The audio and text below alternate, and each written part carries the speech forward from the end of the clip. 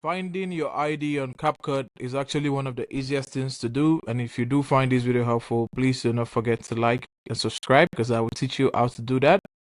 Now, the first thing I'd like you to do is to sign into your CapCut account. Now, once you're signed in, this is what it should look like. Now, please, if you do not have a CapCut account, you can always register for one. It's a free account. Now that we are on our CapCut account, please ensure that you're on the Me section. There are different sections at the bottom. Ensure you're on the Me section, and then you're going to click on View Profile. Now, once you click on View Profile, you can see at the top of the profile, under the username, you can see ID right there.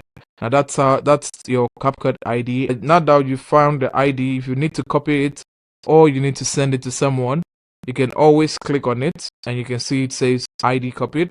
Then you can go and paste it wherever you want to paste it and send it to the person.